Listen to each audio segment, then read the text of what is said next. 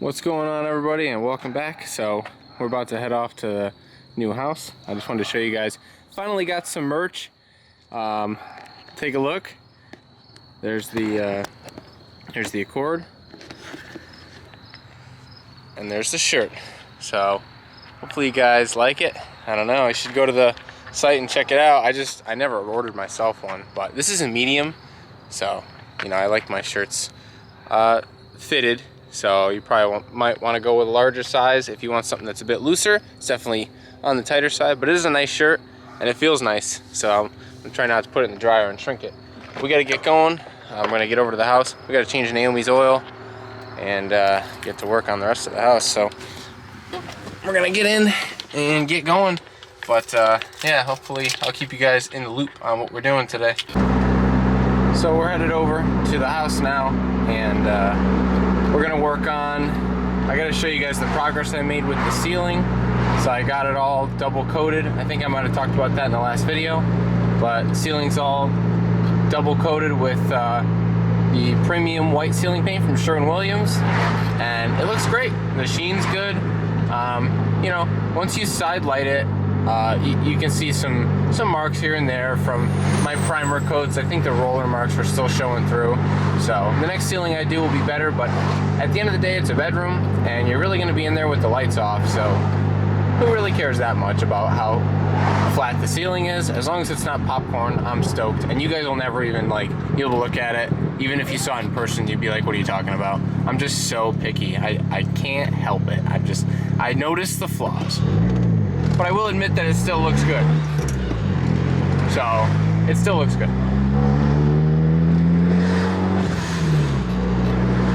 I got the slowest person in front of me, but that's good though. Keeps me from speeding. If I got grandma in front of me, I just tend to chill. So anyway, the plan tonight, I'm working on the walls now. Oh, there goes grandma, so here we go. But I'm working on the walls tonight, and I've been working on screw pops, and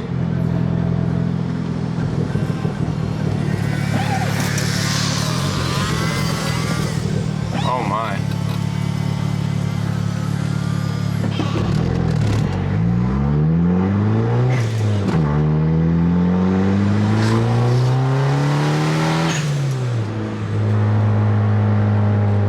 That guy wasn't thrilled. We got all the slow pokes today. But yeah, so we're gonna work on the walls. We got some screw pops to fit. They're actually nail pops because everything was nailed. So look at that. This thing drives itself. Okay, maybe not, but I'll make slight corrections, but it's pretty good. I just gotta fix all those, and then we'll give a nice brief sand on the wall, and then I'm ready for a coat of primer. I think I may just stick to one coat of primer on the walls because I don't have anything, there's no stains I'm trying to hide or anything.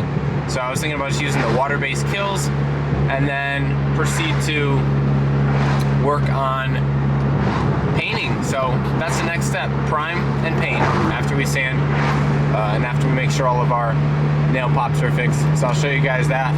But I did get the ceiling fan in, which is cool. The guy hung it like a goon. I don't know if everybody's ceiling fans are hung like this, but he essentially, what he did was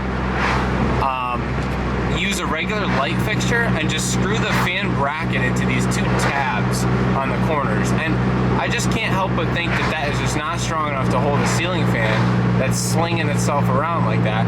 And then if the box isn't affixed well to the stud, which usually there's just some nails, that thing can wiggle. That's why so many ceiling fans wobble, because that's how people hook them up, I swear. So I ran a 2-inch drywall screw through the bracket, missing the box and into the stud to reinforce the bracket.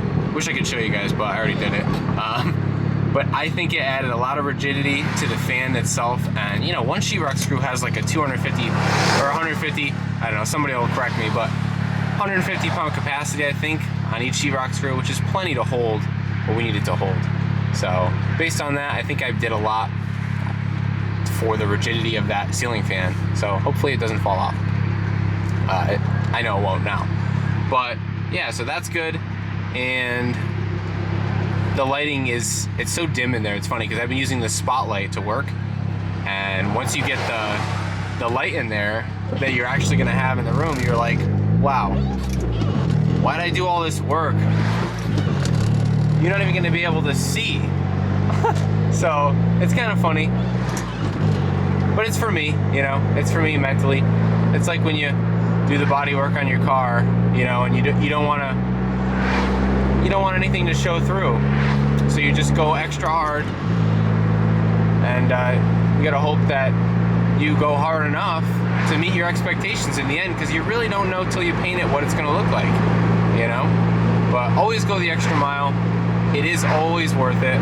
You'll never be like, oh, I wish I didn't spend so long sanding it because it looks so good now. That's just never gonna happen.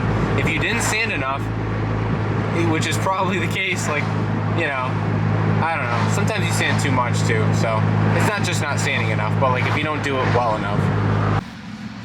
We made it. Here we are. So, Naomi's car's in the garage over there. I'm gonna go open it up and get started. I'll show you guys what we'll get into with this oil change. So, gotta steal the drain pan from the other garage here, but yeah, I'm almost there. These things are so easy, Subarus. The filter up top, it makes like no mess. If you let the car sit overnight, the filter drains. If you do it when it's hot, it's gonna make a little puddle. But it was nice to let it sit and totally drain out. And I put this in, which makes me wonder, like, these things start dry every time, which is funny. I guess the idea with putting oil in a filter is to just pre-soak the media so it doesn't take time to get soaked. But, you know, I don't think engines don't blow up because you don't pre-fill the filter. I usually do it when I do rebuilds at work. Like I put a new camshaft in or something like that, and new lifters. Those lifters take a real long time to pump up, hydraulic lifters in the GM LT engines. So I pre-soak them in oil, even though they say not to, and then I also pre-fill the oil filter, and they only tick for a few seconds, and then they're really good. But you know, no other cars really. Some cars are bad, like Jeeps are really bad. When you start them after an oil change, it sounds like it's gonna blow up. So some cars are bad. I would pre-fill that filter if I own that car. But this thing, these Subarus, they always sound bad when you fire it up. It's a boxer engine. I don't know. It sounds great to me when you start it with a fresh dry filter. It's awesome. Anyway, so we're just gonna do a rotate. I think it's a 17. I'm gonna get the drain pan from the other garage there, and we'll get the oil changed on this thing. So we got the oil changed. I swear that thing takes 6 quarts instead of, I thought it was 5. Naomi says 5.4. It looks like 6 to me. Somebody the other day said 7. I was like, 7's definitely not it. That was way too much. But it seems like it takes about 6. So that's funny. I don't know why it takes that much. But I rotated the tires. I had a couple of torque wrenches from Quinn. These Quinn torque wrenches here. This is nice. It's kind of at the max of this range. I kind of screwed up and I didn't bring a 19 mil socket and a 1/2 inch drive. Kind of got to get a set of impact sockets or something that are 1/2 inch drive. But this thing's a Champ with 3/8. That's what I brought. So I ended up using the Quinn on a 3/8, and it does it. It'll go up to 100. So it did 90. I don't know how accurate it is. So I want to recheck them with another torque wrench, but I'm content. So I'm gonna get the Accord pulled in the garage. And you know, so it's nice and safe.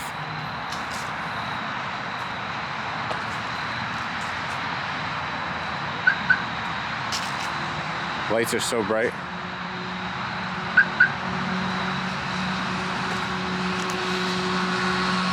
But yeah, it was enjoyable to drive this thing today. It's so much fun on the highway. It's just a pleasure to drive, you know. But we'll get this thing tucked away again until the next time I take it out.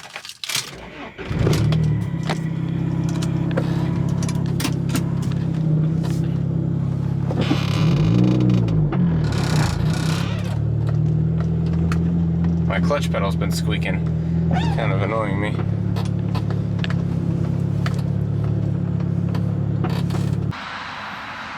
That's that.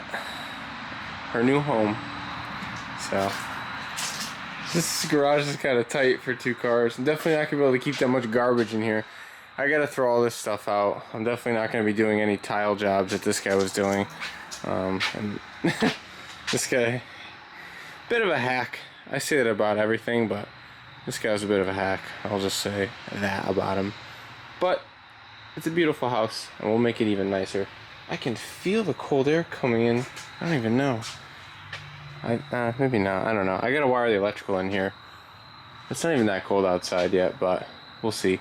See, it's like all insulated down here, but then up there it's open and not insulated up here. So I'm kind of confused. He's got all kinds of scrap lumber. These lights are garbage. This shop needs a lot of work. It's just at the bottom of my list as far as priorities go. I have a lot of other things that I need to do first. But it would be nice, and it will be nice, to sheetrock this whole garage, paint it beautiful. I'd like to put a lift in here. I just don't know if that's gonna happen. Maybe I just won't have a lift, you know? And that's okay too. I'm fine with that. I worked on my back forever. I can continue to do it.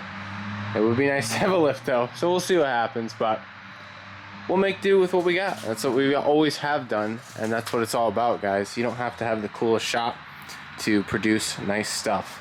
And we can have a perfect paint booth or whatever I want anywhere right here. Inflatable paint booth on the front lawn, you know, why not?